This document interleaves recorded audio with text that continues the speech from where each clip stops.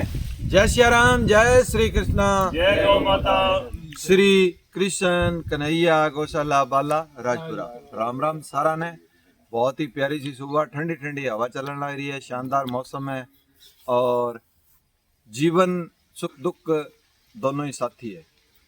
और जब ज्यादा सुख हुए खुश हो आपा तो ये सब बढ़िया जगह है जी इंजॉय करने की, या आपके मन ने अठ लगाने की, आपके शारीरिक परिश्रम करने की। गौ सेवाओं गौशालाओं बढ़िया जगह को नहीं हो सके। और थोड़ी बात कोई बात ने ले गया अपने परेशानी है, अंदर कोई दुख है, तो भी गौ माता के शरणों कोई अच्छी जगह हो कौन सके। तो सारा लगातार निवेदन है आपके जीवन में गौ माता की सेवाओं लगाओ।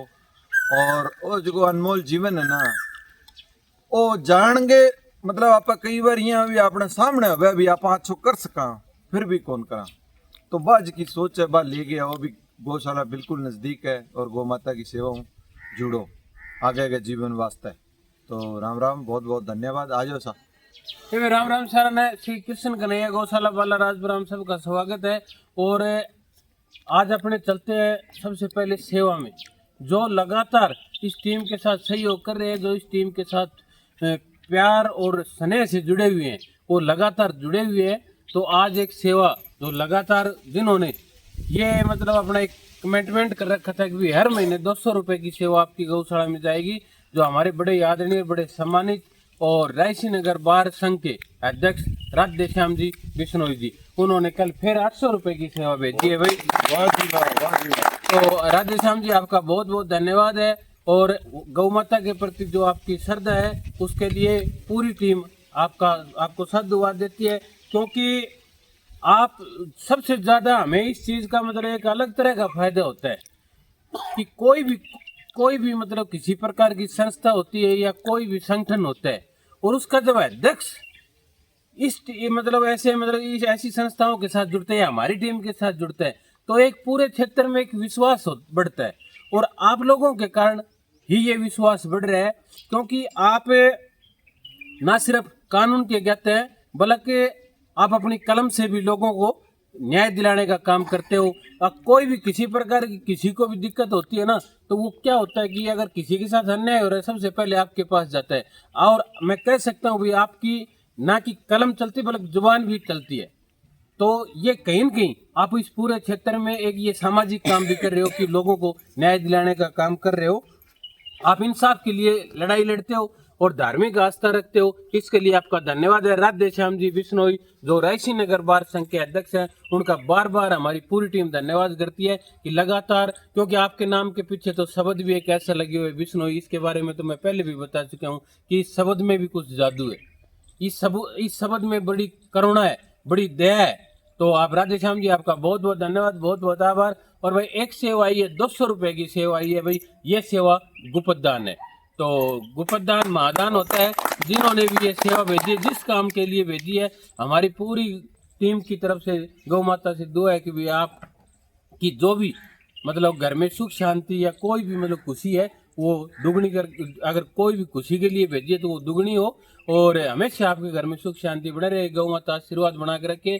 जितने भी जो भी साथी भेज रहे हैं उनका सबका धन्यवाद है और सबका आभार है। इस क्षेत्र में जो भी सबसे ज्यादा मैं एक इस चीज में छोटी सी चीज जोड़ना चाहता हूँ, जो 13 साल से 21 साल के बच्चे हैं उनसे स्पेशल एक रिक्वेस्ट और एक निवेदन है कि जो आज का सुख दिख रहा है उस सुख को देख के और अपने आगे के टाइम के सुख के लिए आज संघर्ष करें। सभी बच्चों से निवेदन है कि या तो पढ़ाई और या गेम, दो चीज ही अपनाएं। आज 13 साल से 21 साल के बच्चों को सिर्फ और सिर्फ एक चीज होनी चाहिए, या तो उनका ध्यान गेम की तरफ होना चाहिए या शिक्षा की तरफ होना चाहिए।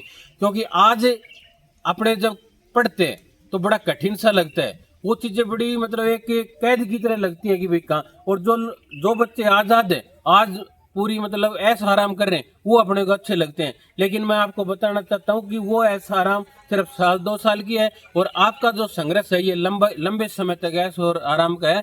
तो सबसे धन्यवाद है। सब बच्चों को पढ़ाई की तरफ ध्यान देना चाहिए और हो सके तो गेम की तरफ भी ध्यान देना चाहिए। इधर उधर फालतू फोन फान के चक्कर में इनसे जरूर बचना चाहिए। आजकल के बच्चों के लिए ये स्पेशल है कि सबसे ज्यादा नशा और फोन, ये दो चीजों से बच्चों को दूर रहना चाहिए।